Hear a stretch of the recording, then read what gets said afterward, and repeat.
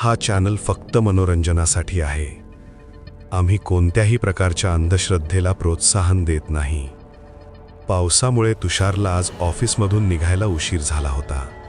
नेहमी तो उशिराच्या रात्रीची बस पकडूनच घरी जायचा, पण आज असं वाटत होतं की शेवटची बस सुद्धा सुटेल. अरे तुषार, लवकर कर, ही बस सुटली तर घरी कसं पोहोचशील? आजच या पावसाला यायचं होतं का? तो बस स्टॉपकडे धावत गल्ली बोळांतून जात होता आणि बस त्याच्या डोळ्यांसमोर पुढे सरकत होती. बसने वेग घेण्याआधीच तो बसमध्ये चढला. रोजच्या धावपळीतली जिंदगी कधी कधी किती जड वाटते हे त्याला अशाच क्षणी जाणवत होता. दारात उभा राहून थोडा वेळ ढापा टाकल्यानंतर तो नेहमीच्या खिडकीजवळच्या कोपऱ्यातील सीटवर जाऊन बसला. बाहेर जोरात पाऊस पडत होता. पावसातली ती थंड हवा आणि पावसाचे थेंब त्याच्या आत्म्याला शांतता देत होते. वीज चमकत होती आणि ढग जोरजोरात गडगडत होते. बस पकडण्यापूर्वी पूर्ण बस रिकामी होती. शेवटच्या सीटवर फक्त तुषारच होता. कदाचित पावसामुळे लोक लवकर उतरले असावेत म्हणून बस रिकामी होती. खूप थकलोय आज. हा पाऊस, ही धावपळ. थोड्या वेळासाठी डोळे बंद केले तर बरं वाटेल. काही वेळ बसल्यानंतर तुषारला झोप लागली.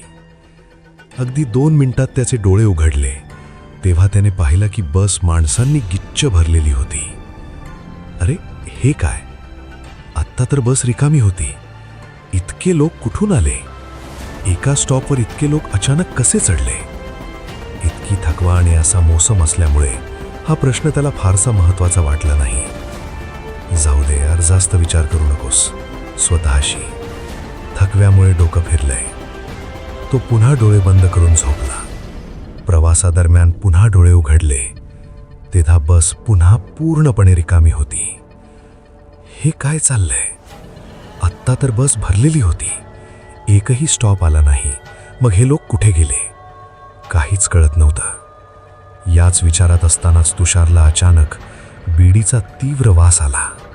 धुराचा एक झोत त्याच्या डोळ्यांसमोर तरंगत होता. जणू काही रहस्य हवेत विरघळत होता. त्याने बाजूला पाहिलं तर त्याच्या बाजूच्या सीटवर एक म्हातारा माणूस बीडी ओढत बसला होता.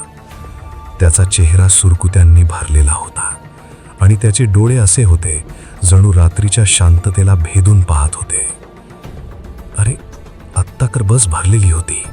अचानक सगळे कुठे गायब झाले? हे कसं शक्य आहे? 30 वर्ष बाळा. 30 वर्षांपासून मी रोज रात्री याच बसने प्रवास करतो. अर्ध्या रात्रीनंतर या बसमध्ये चढायची हिंमत कुणीही करत नाही. काका, तुम्ही इतक्या खात्रीने कसं सांगू शकता? हे सगळं पाऊस आणि थकव्याचा परिणाम असेल, काहीच नाही. तुला वाटतंय मी खोटं बोलतोय?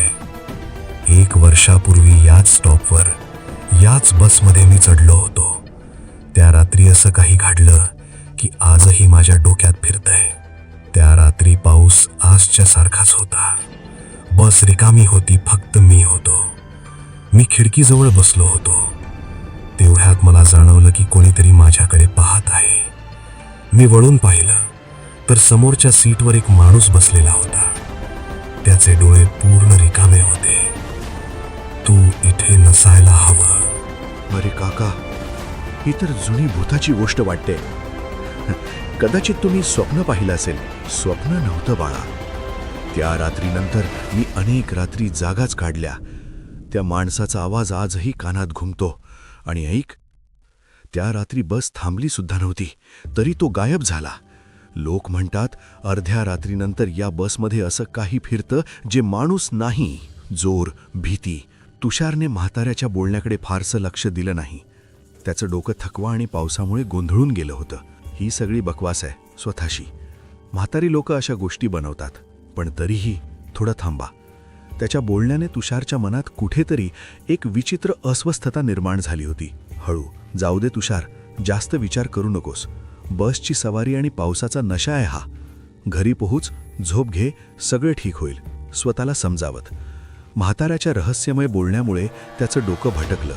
थकव्याने पुन्हा त्याला झोप येऊ लागली. तो डोके एका बाजूला टेकवून झोपला. पण अगदी 5 मिनिटात त्याचे डोळे उघडले.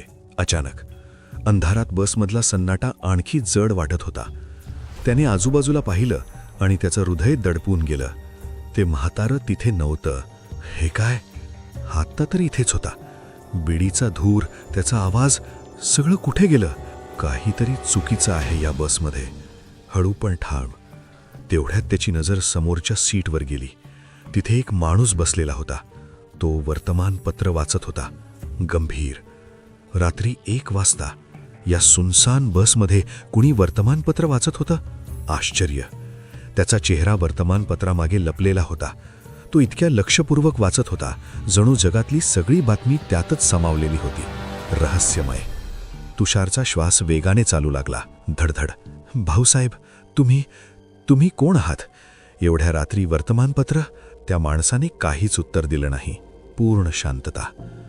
तुषारने खिडकीबाहेर पाहायचा प्रयत्न केला, पण पावसाचे थेंब आणि विजेच्या चमकांनी त्याची घालमेल वाढवली. ताण. त्याने पुन्हा त्या माणसाकडे पाहिलं. तेवढ्यात त्या माणसाने वर्तमानपत्र खाली करायला सुरुवात केली. वर्तमानपत्र खाली येताच तुषारने त्याचा चेहरा पाहिला. अचानक. रक्ताने माखलेला, डोक्याचा एक भाग चिरडलेला, जणू कुणीतरी निर्दयपणे त्याला मारण्याचा प्रयत्न केला होता. भीषण. त्याचे डोळे रिकामे होते, जणू त्यात आत्माच उरलेली नव्हती. थरकाप. हे काय आहे? किंचाळी. तुषारची किंचाळी बसच्या सन्नाट्यात घुमली. जोर. त्याने डोळे घट्ट मिटले आणि सीटवर आकसून बसला. भीकथंड हात त्याच्या खांद्यावर पडला. धक्का. घाबरून त्याने डोळे उघडले तर तोच माणूस समोर उभा होता, पण आता त्याचा चेहरा पूर्णपणे स्वच्छ होता. ना रक्त ना जखम. तो हलकेच हसत होता. अस्वस्थ करणारे. अरे भाऊसाहेब, काय झालं? एवढं का घाबरलात? ठीक आहात ना? पाणी प्याल? तुम्ही? कामप्रणा. आत्ता? तुमचा चेहरा, रक्त, हे सगळं काय होतं? मी वेडा तर होत नाहीये ना? घाबरलात ना? हळू हसत. या बसमध्ये रात्री विचित्र गोष्टी होतात. काही दिसतं, काही नाहीसं होता. तुम्ही काही पाहिलंत तर विसरून जा. इथे थांबू नका, नाहीतर. आवाज खाली. पूर्ण सन्नाटा. तो वाक्य पूर्णही झाला नाही, पण त्याच्या आवाजात असं काहीतरी होतं की तुषारचं रक्त गोठून गेलं. थरथर. त्याने थरथरत्या हातांनी पाण्याची बाटली घेतली आणि दाराजवळ जाऊन चेहऱ्यावर पाणी शिंपाडलं. 2 घोट पाणी प्यायलं आणि रुमालाने चेहरा पुसत तो पुन्हा आपल्या सीटवर आला. थोडा शांत, पण बसताच त्याचं हृदय पुन्हा दडपून गेलं. धक्का. तो माणूस तिथे नव्हता. हे काय चाललंय? आत्ता तर इथेच होता. कुठे गेला? तेवढ्यात बसच्या दाराकडून आवाज आला. मी इथे आहे, दाराजवळ. हळू, थंड. तुषारने पाहिलं, तो माणूस दारात उभा होता. अचानक बसचा वेग वाढला आणि तो चालत्या बसमधून उडी मारून खाली पडला. जोरात कुठेतरी आपटल्याचा आणि किंचाळण्याचा आवाज आला. जोर. तुषारचं हृदय जोरजोरात धडकू लागलं. आता पळायची वेळ आहे असं त्याला वाटलं. तो दाराकडे धावला आणि सुदैवाने त्याच वेळी एक स्टॉप आला. तो बसमधून उडी मारून खाली उतरला आणि पावसात भिजत स्टॉपवर उभा राहिला, दमलेला. बस हळूहळू त्याच्या डोळ्यांसमोरून पुढे जात होती. पण आता त्याने बसचं खरं रूप पाहिलं. गंभीर. ती बस पूर्णपणे जळाल्यासारखी दिसत होती, जणू तिचा अपघात झाला होता. बसमध्ये बरेच लोक होते, पण ते जिवंत नव्हते. थंड. खिडकीतून त्याला एक हलकीशी स्मितहास्य दिसलं. तोच वर्तमानपत्र वाचणारा माणूस आणि तोच म्हातारा जो अजूनही त्याच्याकडे पाहत होता. भीषण. तुषारचा श्वास थांबला. बस पूर्णपणे नजरेआड होईपर्यंत तो तिथेच स्तब्ध उभा